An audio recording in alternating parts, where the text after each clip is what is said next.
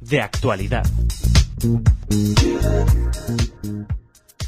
La periodista uruguaya, escritora, fotógrafa, emprendedora Alejandra Abulafia nos va a contar hoy aquí en Radio Sefarad qué es Explore Sefarad. Hola, Alejandra. Hola, ¿qué tal? Háblanos de esa iniciativa que acerca Sefarad, su historia, su legado, Sí. a la gente que se interesa por lo judío en nuestro país. Exacto. Eso es Explore Sefarad. Bueno, estoy en esto hace casi ya 15 años. Llevo casi 17 viviendo en España, o sea que es un proyecto que empezó muy a poquito. En mis orígenes como mochilera por aquí, recorriendo las juderías. En aquella época estaban de moda los blogs. ¿Te acuerdas? Que era menos Instagram y más blog. Y entonces, por mi formación como escritora, iba poniendo ahí mis viajes. Y en aquella época también estaba Facebook. Entonces abrí un Facebook y este primer emprendimiento se llamaba Destino Sefarad. Ese fue el primer nombre que tuvo. Que hablamos de él en la radio. Sí, exacto. Que hacías cosas muy interesantes. Sí, estaba muy bien. Hacíamos eventos, excursiones. Y bueno, así empezó. La gente me leía y a través del Facebook me pidieron si podía organizarles los tours por estos lugares que yo les describía. Y nunca fue mi intención tener una empresa de turismo, empezó de casualidad, como muchas de las cosas maravillosas que pasan en la vida. Uh-huh. Y sobre la marcha tuve que ir aprendiendo a cómo llevar un negocio vinculado al turismo. Pero bueno, hoy en día, con pandemia de por medio, que nos paró un poco el negocio, pero hemos logrado empezar a recuperarnos de vuelta. Y básicamente somos una agencia de eventos y turismo. Recibimos extranjeros judíos, o sea, nuestros clientes son 100% judíos. Y organizamos rutas por toda España. Es verdad que principalmente trabajamos mucho lo que es Toledo, Segovia, Andalucía, Barcelona. Nos vamos también a Girona, a veces Besalú. También recorremos ciudades que a veces no están tan vinculadas con los judíos tan claramente, como puede ser Granada, pero es verdad que es un destino. Hay paseos que tienen interés judío. Sí, pero bueno, sí que tiene su punto. En Granada hay una casa muy pequeñita, un museo muy pequeñito, Museo Sefardí, que lo lleva Beatriz ahí, que es un encanto. Y hemos llevado algunos grupos ahí también, en pleno Realejo, que era el barrio. Así que bueno, Granada también no está ahí tan claro, pero para los turistas de afuera, pero sí, cuando uno le comenta que ahí hubo también sus filósofos, sí, ¿no?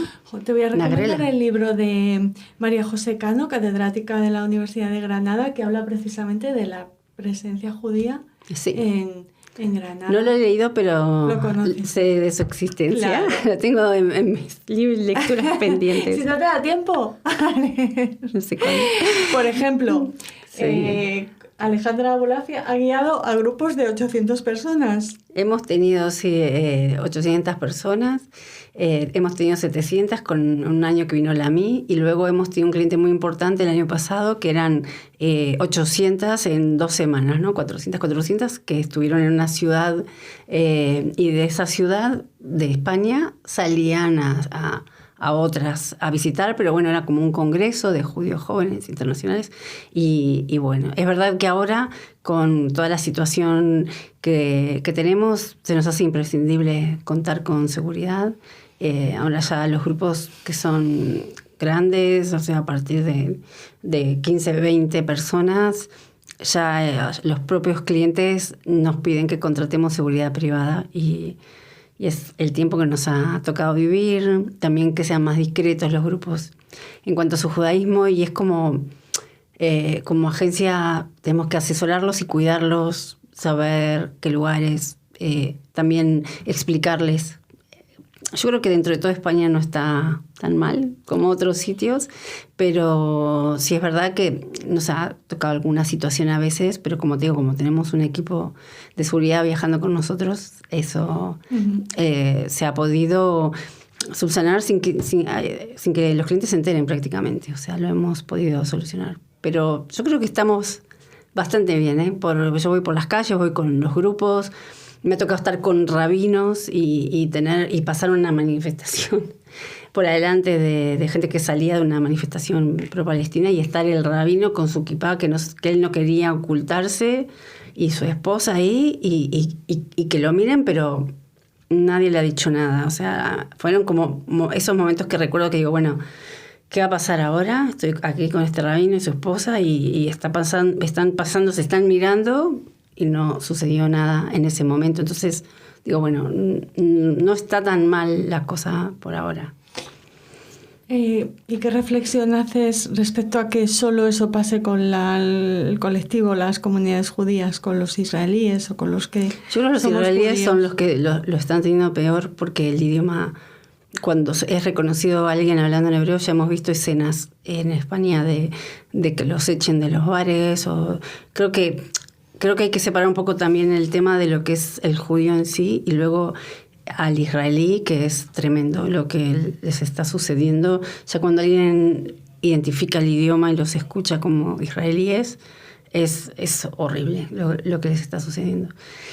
Y bueno... Eso no pasa, no sé, con los ciudadanos de Corea del Norte o con los chinos o con los rusos. Si nos vamos a poner serios, o sea, sobre ese tema, a mí lo que me causa es mucho dolor ver que una sociedad a la que vine con todo el amor de Sefarad y a la que quise regresar, ¿no?, por mis raíces sefardíes, haya mucha parte de la población que no comprenda realmente lo que sucede, que no comprende el conflicto, que también creo que a veces son víctimas de la desinformación que los medios de prensa les transmiten. Eso es lo que ellos están viendo todo el tiempo en los medios, ¿no?, de prensa, y esa desinformación, al final ellos no tienen otra campana, ni tienen las ganas de ponerse a buscar la verdad. Entonces, eso es lo que están recibiendo todo el tiempo. También creo que hay una parte de la población, la más joven, que le falta buscar algo que le justifique su existencia, ¿no? Entonces,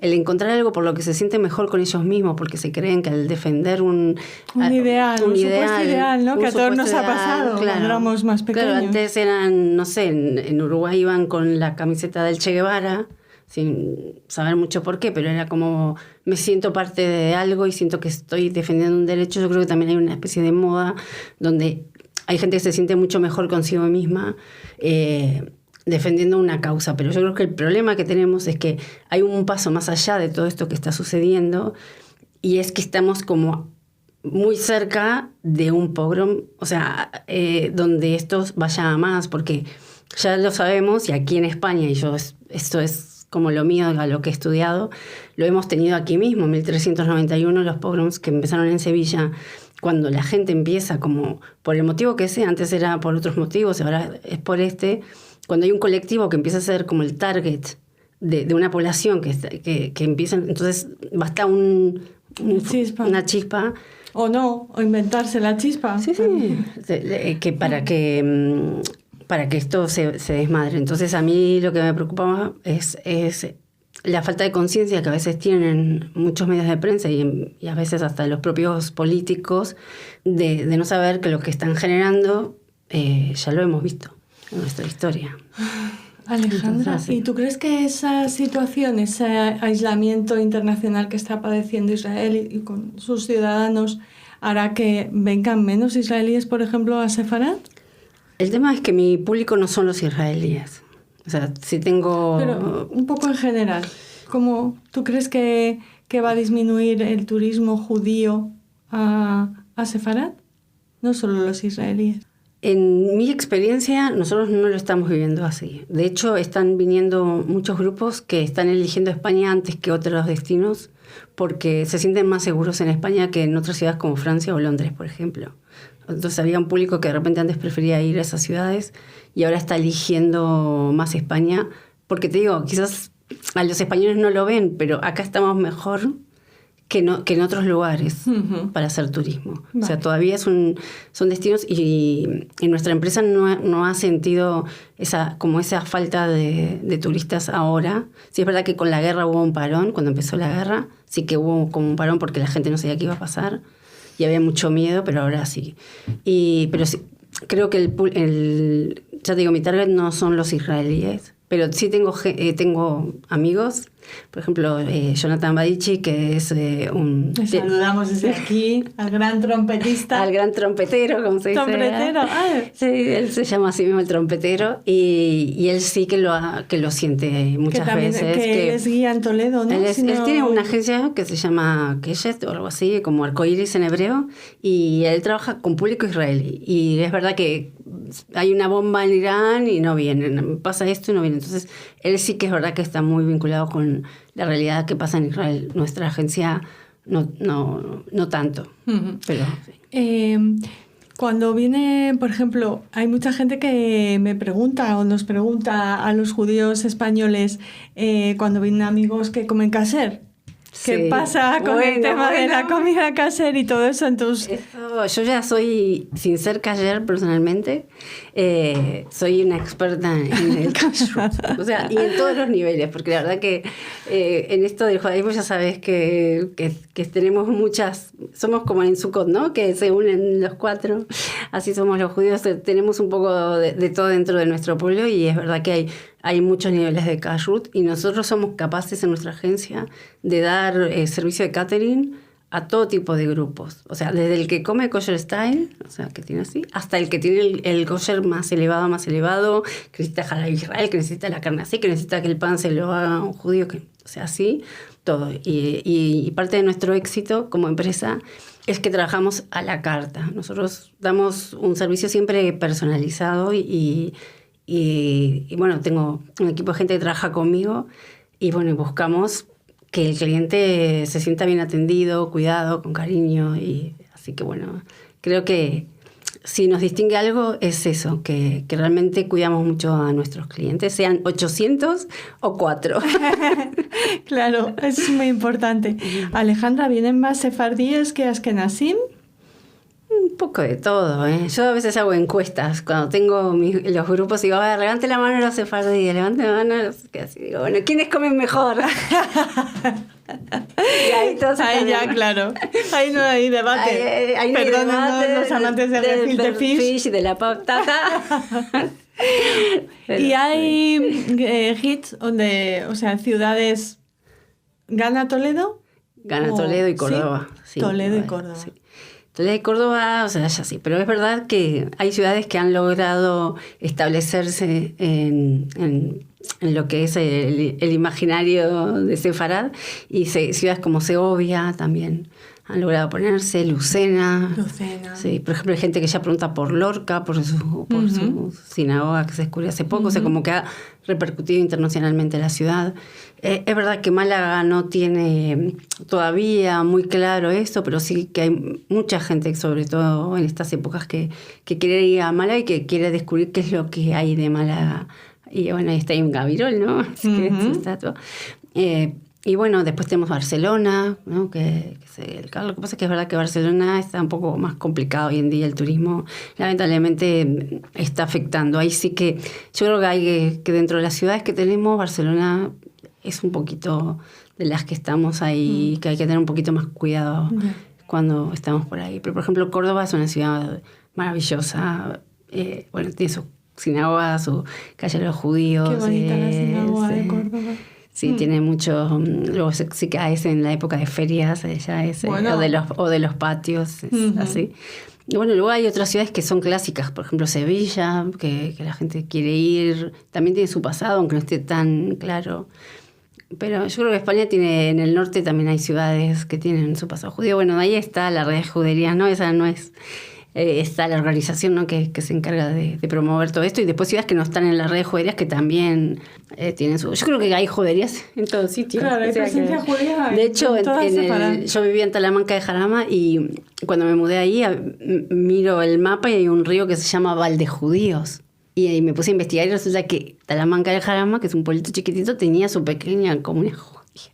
Ahí casi llegando a Guadalajara. O sea que la presencia de los judíos, como de los musulmanes también, y de los cristianos, y de los romanos, o sea, los visigodos y todas las culturas que han vivido acá han dejado su huella, y ojalá que llegue un momento donde podamos vivir en esa convivencia. No creo que haya sido tan ideal como nos quieren vender, pero sí que es verdad que hubo un momento donde había una mayor convivencia. Así que, bueno, ojalá que lleguemos a eso otra vez. Ojalá. ¿Quieres contarnos alguna anécdota o algo así curioso que te haya pasado antes de despedirnos? Algo curioso que me haya pasado.